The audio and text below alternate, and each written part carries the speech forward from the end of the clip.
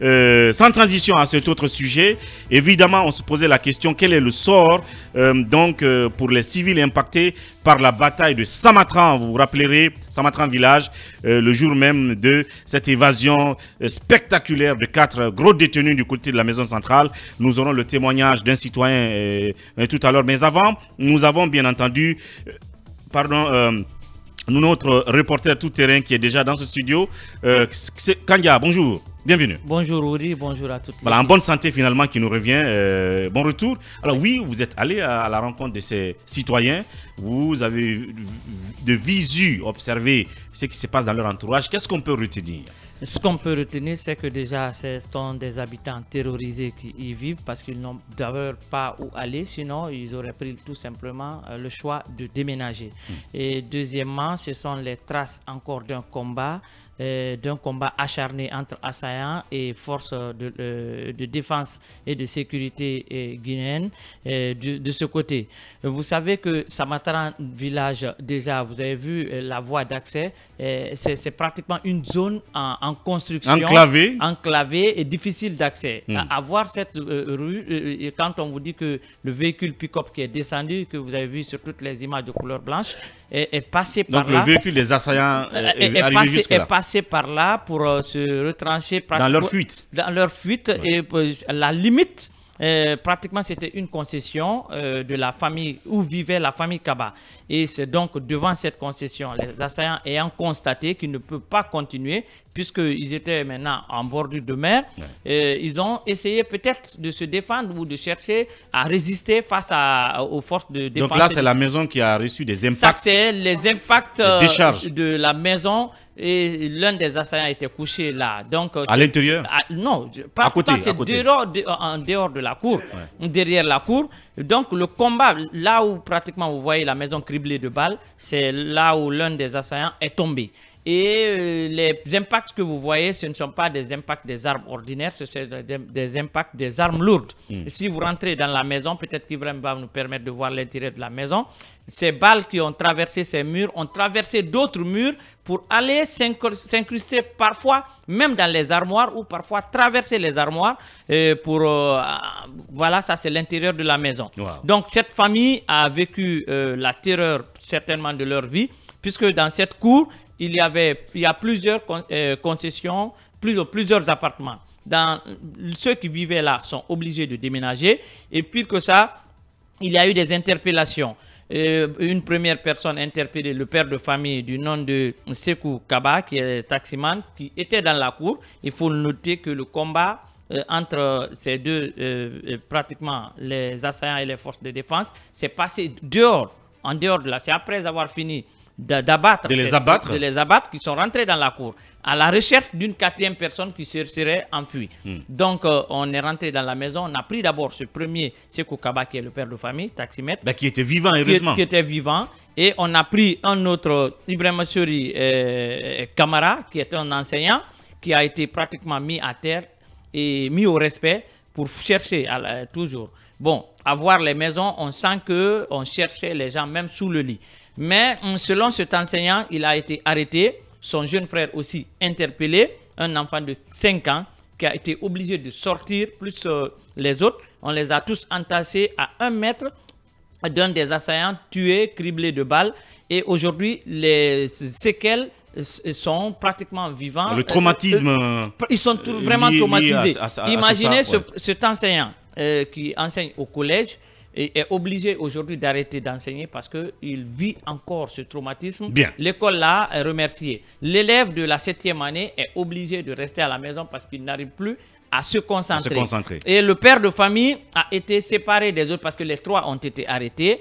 Selon eux, le jeune Kamara et son jeune frère ont été mis à la disposition de la gendarmerie. Et le père de famille du nom de Sekou Kamara est toujours introuvable parce que les forces spéciales, selon eux, n'ont pas accepté de le libérer. Et les enfants aussi avaient passé une nuit à la brigade de recherche de Somphonia et après, avant d'être mis à la disposition de la gendarmerie. Mais ce qu'il faut noter, Ouri, toutes ces maisons-là, vous voyez déjà dehors. À partir de là, vous avez l'impression de vivre dehors.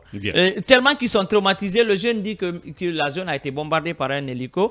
Sauf que j'étais obligé de remonter sur les toits. J'ai vu qu'il n'y a pas de trou. J'ai compris qu'ils sont vraiment traumatisés parce que la zone était non seulement survolée par un hélicoptère qui était à basse altitude, mais aussi il y avait des armes lourdes, notamment les 12-7, qui ont vraiment été utilisés, et les forces de sécurité qui sont venues ont rapidement ramassé les étuis des balles pour ne pas laisser des traces. Bien. Alors, pour aller tout droit au témoignage, on me fait signe, Ibrahim Babé Diallo, que nous avons M. Ibrahima Kaba en direct. Bonjour, M. Kaba. Bonjour. Bienvenue dans cette émission Mirador. D'abord, toute notre sympathie, notre solidarité par rapport aux séquelles de cet événement que vous avez vécu. Alors, Kandia, pour la première question.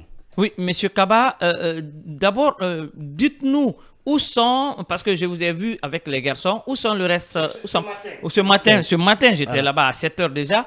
On n'a pas vu les femmes, ni les autres enfants. Où sont partis le reste des membres des familles?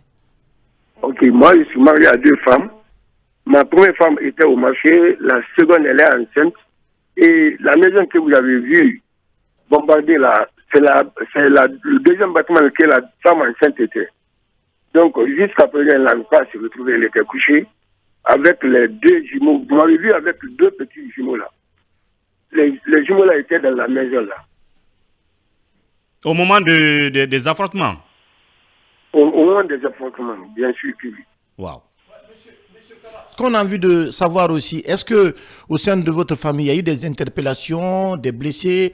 À combien vous évaluez aujourd'hui les dégâts qui ont été causés? Il y a eu des interpellations. On a pu récupérer un et le deuxième jusqu'à présent, il est introuvable, M. Sekou Kaba. On l'a cherché un peu partout. On a dans les gendarmeries, on n'a pas pu le retrouver. Les dégâts sont énormes. Inestimables. Je ne peux pas calculer ce que j'ai perdu. C'est votre frère. Qui est-il pour vous? C'est mon petit frère. Après, moi, c'est lui qui vient. C'est lui qui est porté disparu. Alors, M. Kaba, nous apprenons que toute la famille aujourd'hui vit dans une seule pièce parce que tout le monde a peur. Il y a le traumatisme, les enfants n'arrivent pas à dormir. Madame qui est un état de famille aussi également. Est-ce que depuis toute cette tragédie, disons ainsi, les autorités sont venues au moins vous réconforter pour savoir ce qui s'est passé ou on vous a accompagné pour réparer votre bâtiment? Ok. Quand les actes se sont déroulés, une semaine après, la gendarmerie de Somphonia, le de recherche de Somphonia était venue pour constater les faits. Mais moi, je leur ai dit que de ne pas toucher à aucun bâtiment, de laisser les bâtiments. On doit les empêcher de donner une plainte à la justice et c'est à la justice de dire est-ce qu'ils doivent réparer ou pas. Et on ne peut pas me demander de faire un bilan de matériel perdu. J'ai mon petit frère que je n'ai pas retrouvé. Bien. Donc jusqu'à date, on est à ce stade. Et le quartier, qu'est-ce que le quartier a fait pour vous en termes d'assistance, je ne sais pas, psychologique, morale ou... Oui, allô? Je dis, allô? Oui, M. Kaba, déplacez-vous un peu, parce qu'il y a un problème de réseau, de communication. Je disais, M. Kaba, voilà, je disais, qu'est-ce que le quartier a fait pour vous depuis ces événements? Non, le quartier, même le chef de quartier ne m'a même pas rendu visite. Wow. En fait, tout le monde se donc ça veut dire que les gens ont peur de vous approcher, en quelque sorte. Est-ce qu'on est en train de dire que les assaillants sont venus se réfugier chez vous, ou on se dit qu'ils étaient liés à vous? C'est ce qui a circulé, par exemple? Non, ça n'a pas circulé. Je ne sais pas pourquoi le quartier, le chef de quartier précisément, sinon tous les voisins, tous les matériels étaient là. Bien. Je suis entouré de 2 mosquées. Tous les sages de 2 mosquées là sont venus me rendre visite. Bien. Mais je n'ai pas vu le chef de quartier. Voilà. Oui, mais M. Kaba, vous dites que votre famille n'arrive pas à dormir, les enfants sont traumatisés, toute la nuit, les gens pleurent. Expliquez-nous ce qui se passe, en tout cas pour vos nuits. Des fois, les tout petits là, ils ne veulent pas se séparer surtout de moi.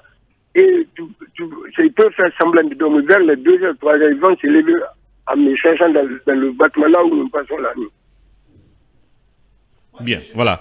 Je pense qu'on ne va pas appuyer trop, bien entendu, au risque de réveiller encore une fois la douleur. Est-ce que vous avez un appel à lancer aux autorités d'abord pour vous aider à avoir des nouvelles de votre frère et ensuite vous aider à réparer les dégâts que vous avez subis?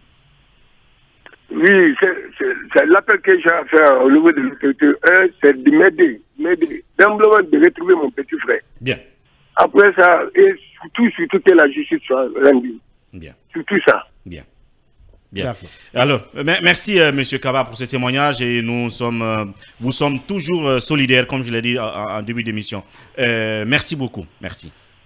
Je remercie la radio Film FM. Voilà. Je vous remercie beaucoup. Merci beaucoup. Oui, Kanga. Oui, il faut noter merci, c'est notre devoir, oui. Il faut noter qu'aujourd'hui, ce jour-là, c'était la famille Kaba, mais ça pouvait être n'importe quelle autre famille parce que, en tout cas, toute autre famille qui se serait retrouvée sur cette position parce que là où les assaillants auraient garé, c'est la limite entre la terre ferme et pratiquement une rizière. Okay. C'est une rizière qui est de ce côté. Là, donc, pratiquement, c'était la limite. Et s'ils ont certainement débarqué là, c'est parce qu'ils n'avaient plus d'issue. Et il fallait chercher... On a même vu des corps dans la boue. Voilà. Ça veut dire qu'il y en a qui cherchaient à se sauver en traversant cette rizière, comme vous l'avez dit. Justement, mais ce qui m'a un peu touché, c'est quand je vois des enfants qu'on a récupéré, qu'on a mis juste à 1 mètre d'un corps criblé de balles, ensanglanté. Le jour même. Donc, les enfants de la famille Kaba ont été sortis de la cour. Mis au respect, juste à quelques mètres d'un cadavre. En fait, on pouvait les entasser dans la même cour, mais parce que les assaillants ont été abattus dehors. Mais on les a tous fait sortir de la cour pour les mettre au dehors. Et pendant ce temps, il y avait à côté de ces deux corps. Parce qu'ils parlent de 2 corps, le troisième était derrière. Mais puisqu'il y avait assez de corps habillés, ils n'ont pas eu la chance de voir, à part ce qu'ils ont vu sur les images. Donc le traumatisme est vraiment de taille de ce côté. Et même quand vous parlez, parce qu'on ne connaissait pas la zone, en partant, quand j'ai cherché à connaître d'où il s'agit, dès que vous parlez de cette zone, tout le monde cherche à se mettre à distance et à s'éloigner de vous pour éviter des problèmes. Et c'est toute la population. Il n'y a pas que la famille Kaba, mais c'est toute la zone qui est un peu aujourd'hui traumatisée à cause de ce qui s'est passé. Voilà. Pourtant, ils ont besoin tout simplement d'aide psychologique. Il y a pourtant des ONG, il y a des entités ici qui peuvent apporter ces aides-là. D'abord l'État. Merci Kandia. Oui, déjà l'État est absent. D'abord l'État. Il a dit. On a vu les ministres au palais pour aller rencontrer le président pour soi-disant les condoléances à la famille. Mais on sait qu'à Koléa, une famille a été attaquée. On sait qu'à Samatra. Mais où est la ministre de l'Action sociale? Pour le moment, personne n'est venu. Surtout la ministre de l'Action sociale. Personne n'est venu pour des aides socio-psychologiques et tout le reste. Que celle-ci ne fait pas partie. Mais moi, j'ai vu dans le journal, il faut le relever, même si ce n'est pas tout, mais j'ai vu dans le journal de 20h30 le Premier ministre, la ministre de l'Action sociale et bien d'autres. Oui, dans la famille de la fille. Non, ça, on l'a vu. Le médecin. Non, la famille de la fille, ils ne sont pas rendus partout. Mais il y a quand même eu un début. Oui, mais Emma, on n'a pas fait une demande sélective. Ce monsieur, on sait qu'il y a eu bataille dans sa concession. Mais on serait parti, il n'y a pas de Guinée. Merci Lincoln. Merci Lincoln. Cette famille Kaba a bien besoin de l'État, a bien besoin de ces aides-là. Voilà, notre devoir c'était justement de l'aider à porter cette alerte. Merci et nous allons prendre notre invité pour parler de football.